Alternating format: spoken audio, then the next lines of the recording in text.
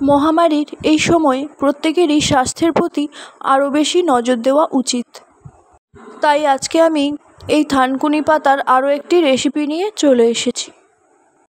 এই পাতার অনেক গুণ রয়েছে, তাই এর আগেও আমি এই থানকুনি পাতার আরও একটি রেসিপি শেয়ার করেছি।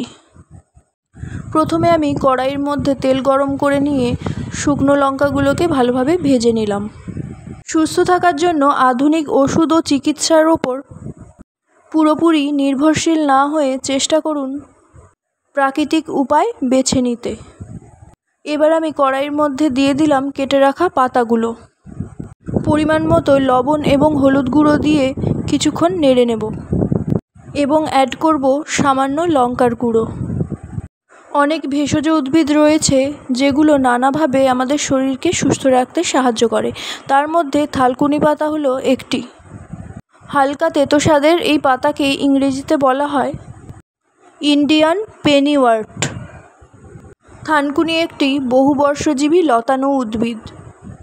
পুকুর এবং জলাভূমির পাশে পাওয়া যায়।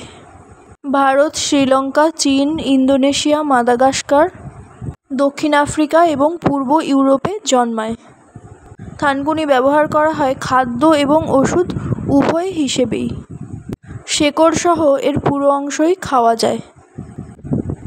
একে বিভিন্নভাবে রান্না করে খাওয়া যায়, যেমন ভর্তা, তরকারি, বড়া। এছাড়াও এই পাতা দিয়ে চাটনি, স্যালাড এবং পানীয় তৈরি করা যায়। এই পাতা পেট এবং লিভারকে ভালো রাখে, ক্ষত নিরাময় করে। এবার আমি পাতাগুলোকে একটুখানি ভেজে নেওয়ার পর এর সাথে যোগ করলাম জল। এবার পাতাগুলোকে আমি কিছুক্ষণ ফুটিয়ে সেদ্ধ করে নেব জলে। এই পাতা খেলে আর্থ্রাইটিস থেকে মুক্তি পাওয়া যায়।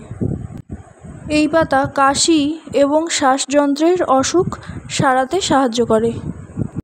এবার জলটা পুরোপুরি শুকিয়ে গেছে। এই পাতা কোষ্ঠকাঠিন্য দূর করে এবং রোগ প্রতিরোধ ক্ষমতা বাড়াতে সাহায্য করে। প্রতিদিন 2 থেকে 4 চামচ থানকুনি পাতার রস মধু মিশিয়ে খেলে অনিদ্রার সমস্যা দূর হয়। এবার আমি একটা টেবিল চামচের সাহায্যে সেদ্ধ করা পাতাগুলোকে তুলে নিলাম এবং একটা মিক্সির মধ্যে নিয়ে নিলাম। এবার মিক্সির সাহায্যে পাতাগুলোকে ভালোভাবে পেস্ট করে নিতে হবে। পেস্ট করা হয়ে গেলে একটা প্লেটের মধ্যে ঢেলে নিয়ে আমি পরিবেশন করব। চুল যদি অতিরিক্ত পড়তে থাকে তবে তা দুশ্চিন্তার কারণ হয়ে দাঁড়ায়। এক্ষেত্রে আপনাকে সাহায্য করতে পারে থানকুনি পাতা। এটা খাওয়ার সঙ্গে সঙ্গে প্যাক হিসেবে যদি মাথায় ব্যবহার করা যায় তাহলে চুল পড়া অনেকটাই কমে। আর এই ভিডিওটা আপনাদের কেমন লাগলো সেটা কমেন্ট করে জানাবেন এবং যদি ভালো লেগে থাকে তাহলে লাইক করবেন।